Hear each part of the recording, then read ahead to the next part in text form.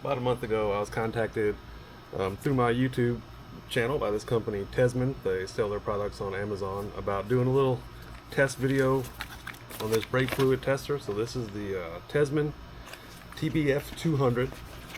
So it comes in a nice little case, user manual in there. It did come with 2 Duracell batteries. I've already plugged them in there.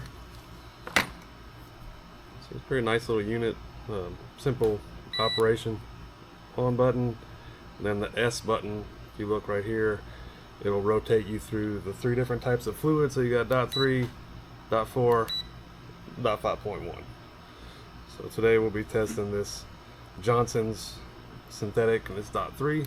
So I'll switch back to that.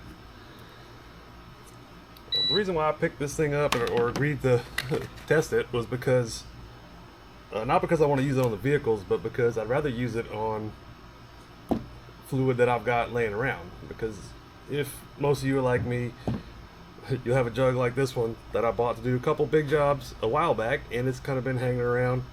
And brake fluid is hydroscopic, so it's going to absorb moisture from the air.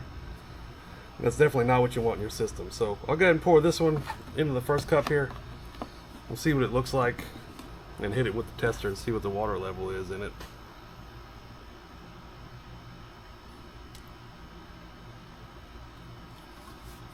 So it looks good, but I know it's old.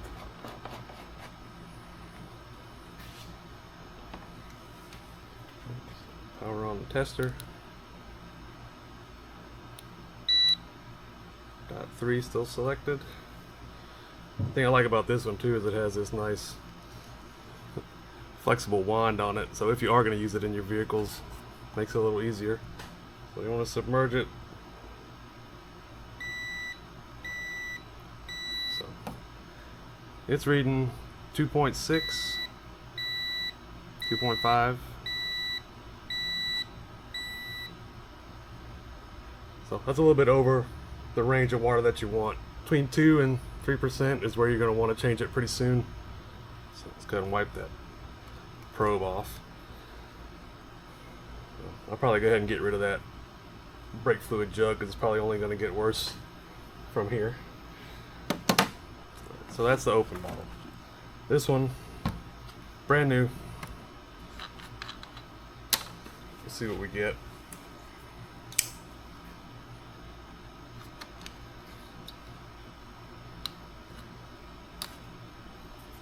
I'm going to use this one this weekend to do a brake job, so I'm not too worried about opening it up.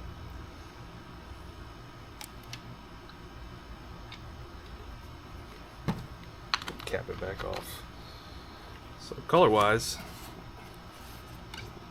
they look about the same. Well, let's go ahead and hit it with the tester and see what we get.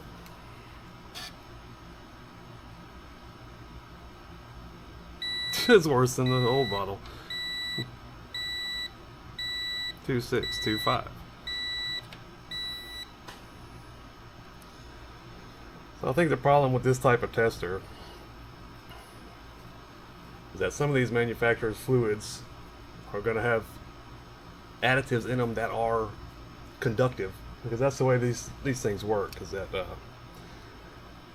basically they measure the conductivity of the fluid. So higher water content, higher conductivity. Yeah, I don't know. I think these are probably going to be hit or miss.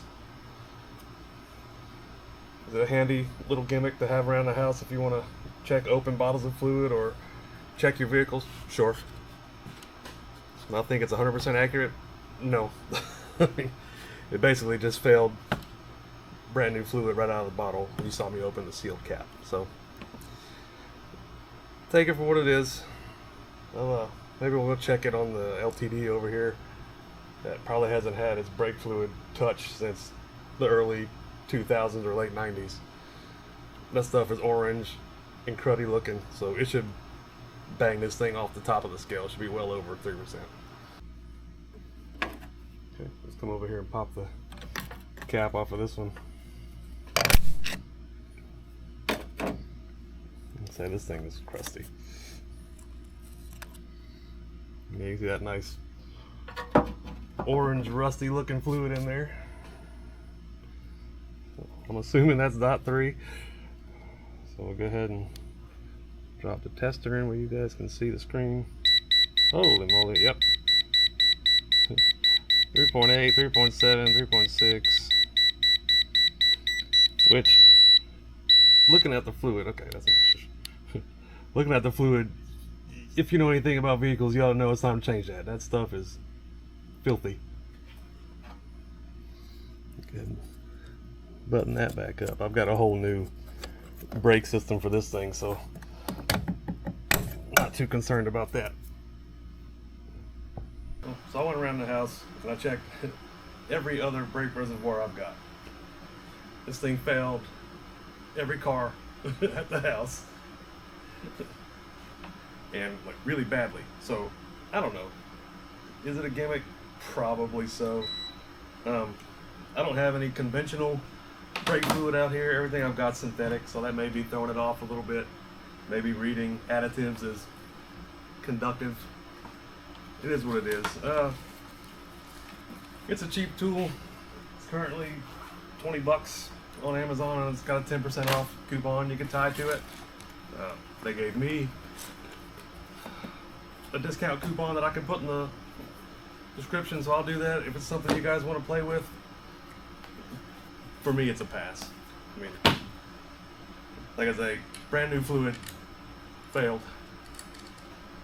Fluid in a 2022 Honda that's just recently had dealer service failed. I don't think it's that accurate. It's supposed to be within plus or minus 0.3%, and even taking that into account, everything still fails. So, take it how you want. Most manufacturers are going to tell you 2 to 3 years flushing your brake fluid. You know, depends on how you drive, depends on conditions, a lot of different conditions. You know, stuff your service manual, owner's manual will tell you. For me, the easiest way to tell if it's bad is the color. And when it starts turning brown and it's not clear like it was coming out of these, you know it's bad. You know, that's a pretty good indicator that it's been in there for a while, or that your system's compromised. So, anyway, take it for what it is. Let me get back to work in here. Try to get the brakes bled on this thing. How about some more video?